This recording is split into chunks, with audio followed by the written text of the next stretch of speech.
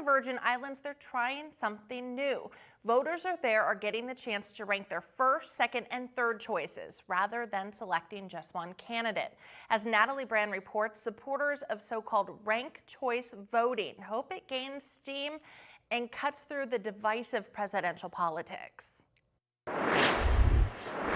The race for the Republican presidential nomination has dwindled from about a dozen candidates to just 2 before most voters have had the opportunity to weigh in. More states and territories should absolutely have a voice, and it shouldn't just be Iowa and New Hampshire. Dennis Lennox, executive director of the Virgin Islands GOP, says at least his territory is third on the primary calendar, and this year voters there have a new tool. Ranked choice voting, by creating a fair and level playing field, it ensures there's no such thing as a wasted vote. Ranked choice voting lets voters pick their first choice, second choice, and so on. If a candidate receives more than 50% of the first choice votes, they're the winner. If not, the candidate with the fewest votes is knocked out, and those votes go to the politician people ranked next on the ballot until someone gets a majority. Talk about how this would work for a voter.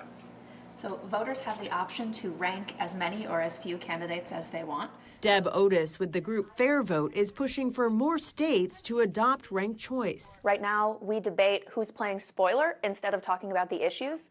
We force candidates out of the race before most states have even voted. In November, Alaska and Maine plan to use ranked choice voting for the general election, too.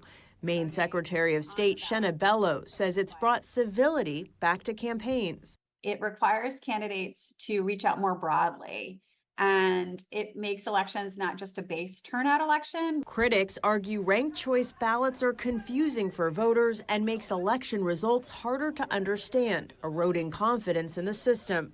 But voters we spoke to say they would like more states to give it a shot. It seems like a much more logical way of actually getting what people want. Saying more choice could be the ticket to better elections. Natalie Brand, CBS News, Washington.